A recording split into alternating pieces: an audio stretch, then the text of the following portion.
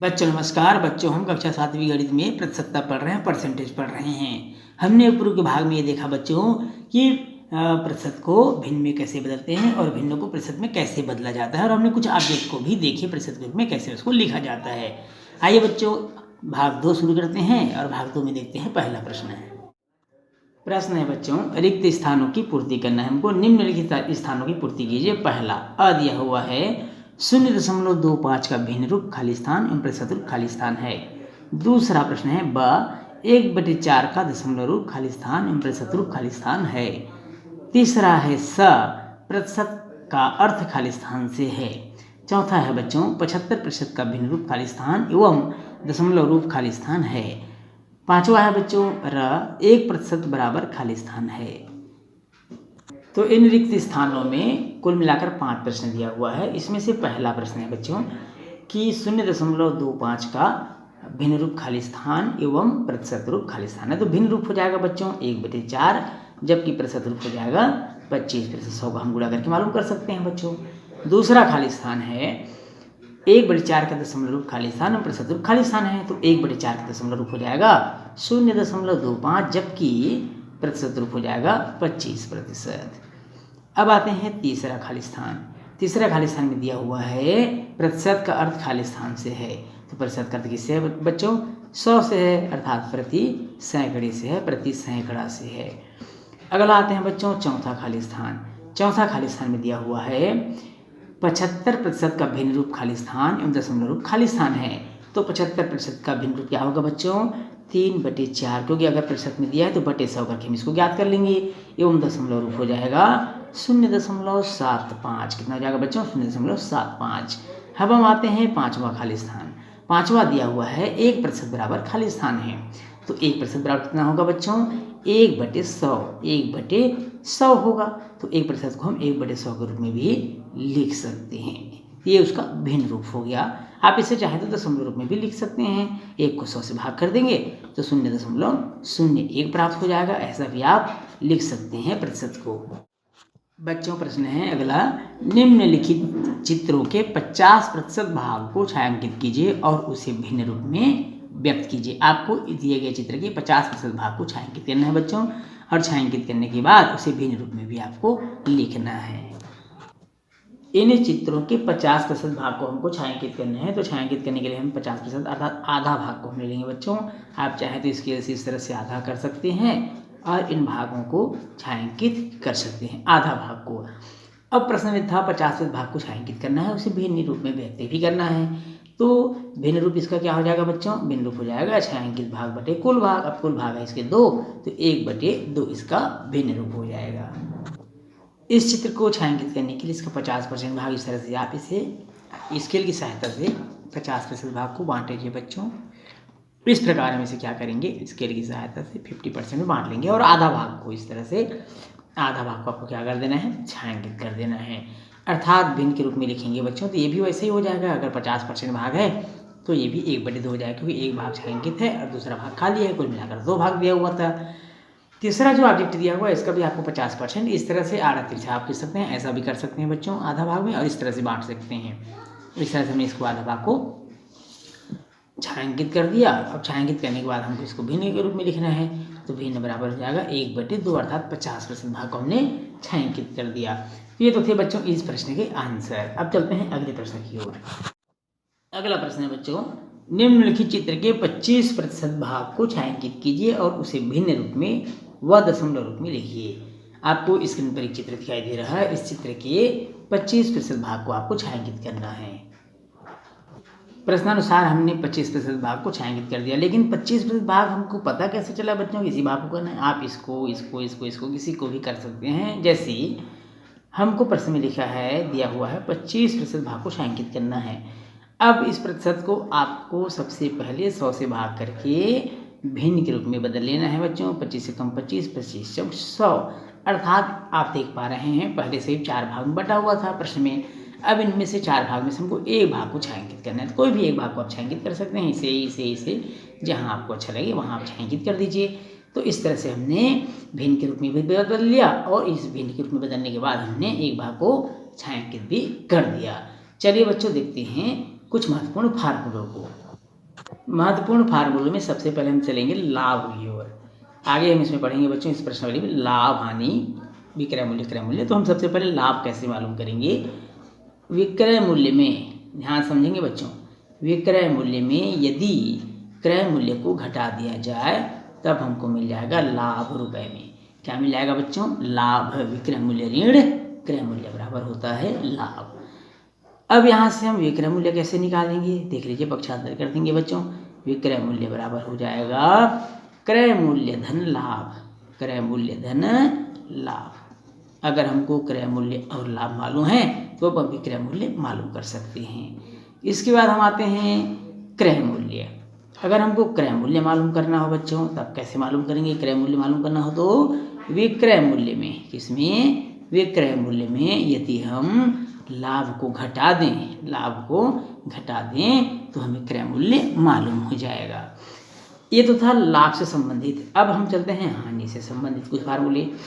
हानि बराबर होगा क्रय मूल्य ऋण विक्रय मूल्य। अगर आपने खरीदी हुई मूल्य से कम में बेचते हैं तो आपको क्या होगा बच्चों, हानि होगा। तो क्रय मूल्य ऋण विक्रय मूल्य बराबर हो जाएगी हानि।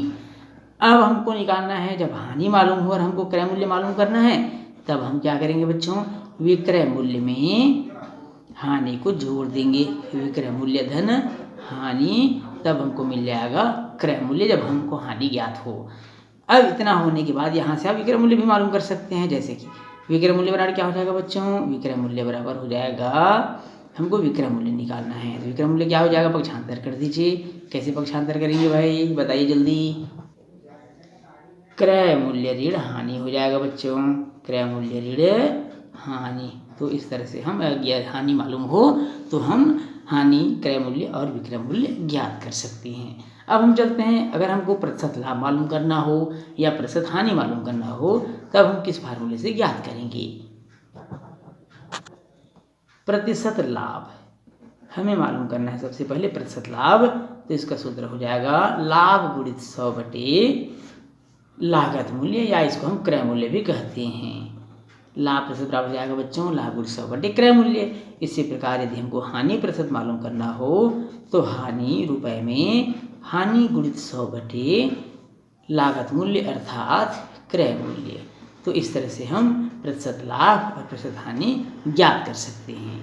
चलते हैं बच्चों प्रश्न की ओर और देखते हैं प्रश्न पहला को। प्रश्न है बच्चों, सुनिधा एक कैलकुलेटर 350 रुपये में खरीदकर 420 रुपये में साधना को बेच देती है तो उसे कितना प्रतिशत लाभ हुआ। एक बार और प्रश्न को सुन लेंगे बच्चों। सुनीता एक कैलकुलेटर 350 रुपये में खरीदकर 420 रुपये में साधना को बेच देती है तो उसे कितना प्रतिशत का लाभ हुआ।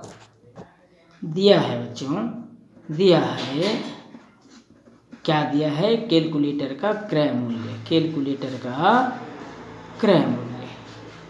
कैलकुलेटर को कितने में खरीदा, तो ये खरीदा 350 रुपये में। कितने रुपये में बच्चों, 350 रुपये में। अब इसको बेचा कितने में, अर्थात ये हमारा विक्रय मूल्य हो जाएगा, और बेचा है उसको 420 रुपये में। कितने रुपये में बच्चों, 420 रुपये में। अब यहाँ देख रहे हैं बच्चों 350 में खरीदकर 420 रुपये में बेच रहे हैं, निश्चित रूप से उसे प्रॉफिट हो रहा है, उसे लाभ हो रहा है। तो लाभ कितना रुपये हो रहा है पहले हम ये मालूम कर लेते हैं बच्चों। लाभ का सूत्र भी अभी आपको बताया गया। विक्रय मूल्य में यदि हम क्रय मूल्य को घटा दें, विक्रय मूल्य में यदि क्रय मूल्य घटा दें तो हमको क्या मिल जाएगा बच्चों, लाभ मिल जाएगा। तो विक्रय मूल्य कितना था भाई, 420 रुपये था, जब विक्रय मूल्य था 350 रुपये। तो हमको कितना रुपये का लाभ हो गया बच्चों, हमको हो गया 70 रुपये का लाभ हो गया। अब प्रश्न में पूछा है कि प्रतिशत लाभ बताइए। तो प्रतिशत लाभ का सूत्र भी आपको मालूम है भाई, प्रतिशत लाभ बराबर होता है लाभ गुणा 100 बटे क्रय मूल्य या लागत मूल्य, ये हमारा सूत्र था। अब लाभ यहाँ कितना रुपये है बच्चों, लाभ हमको मिला है यहाँ पर 70 रुपये का। 70 गुणित 100 बटे क्रय मूल्य, और खरीदी कितने में थे बच्चों, 350 रुपये में।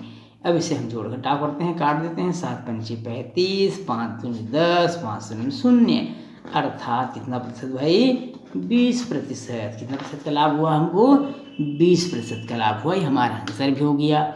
चलिए बच्चों देखते हैं अगले प्रश्न को।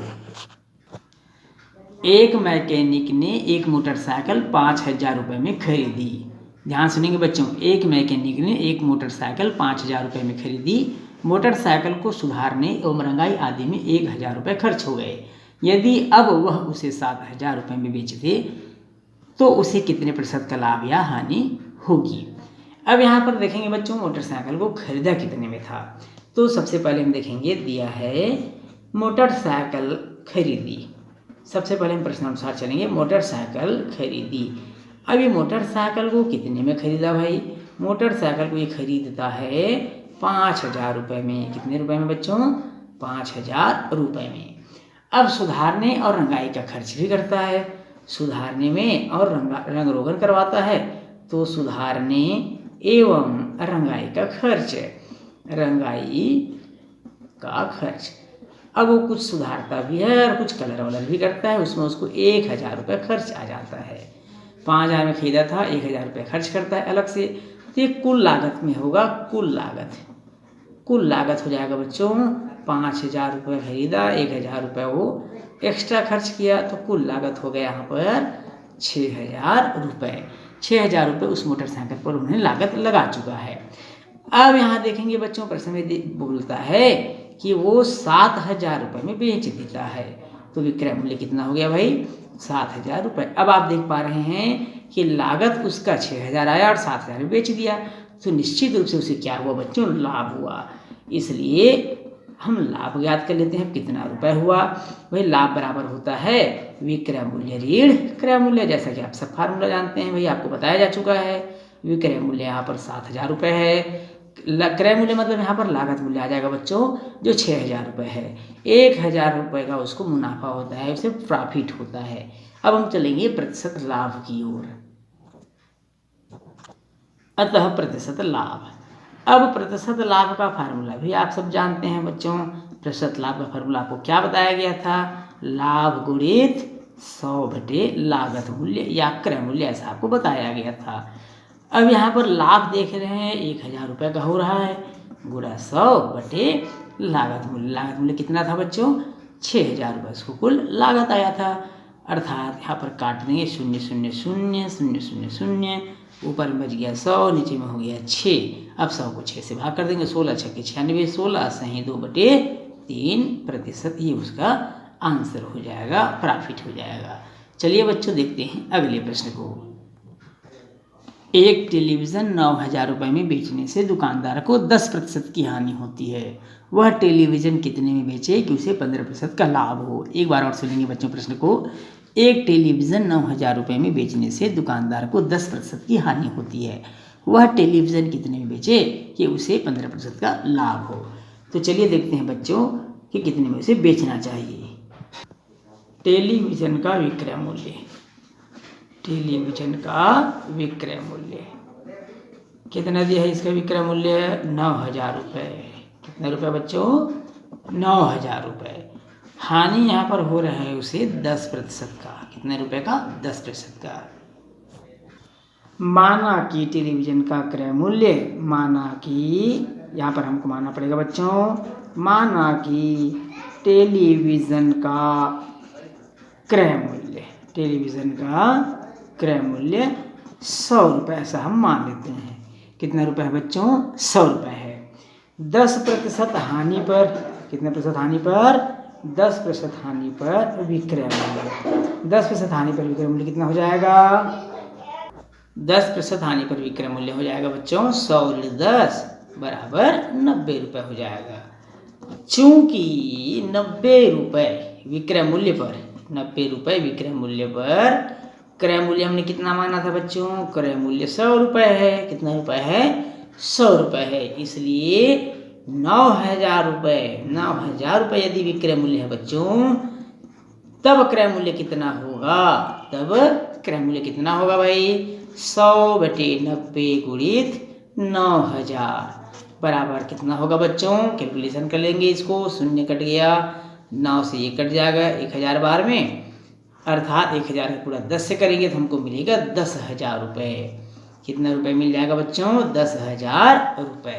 तो ये जो 10,000 रुपये है, ये इस टेलीविज़न का क्रय मूल्य है। अब प्रश्न बोलता है कि हमको 15% लाभ चाहिए।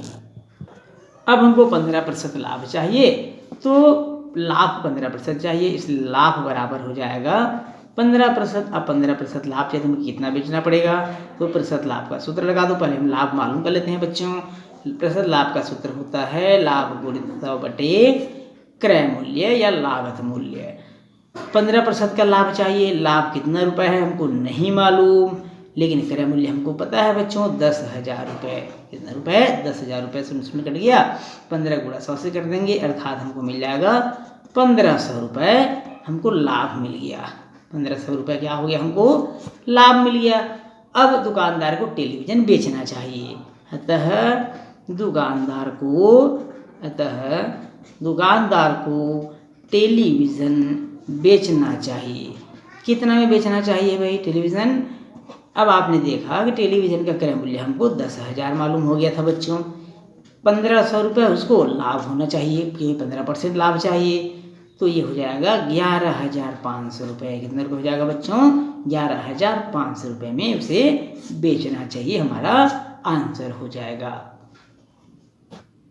बच्चों इस प्रश्न के साथ ही आज का क्लास यहीं समाप्त होता है। बच्चों वीडियो अगर अच्छा लगे तो वीडियो को लाइक और शेयर जरूर करिएगा। यदि आप चैनल में नए हैं तो चैनल को सब्सक्राइब करना बिल्कुल नहीं भूलिएगा। बच्चों फिर मिलेंगे अगले भाग में, तब तक के लिए नमस्कार।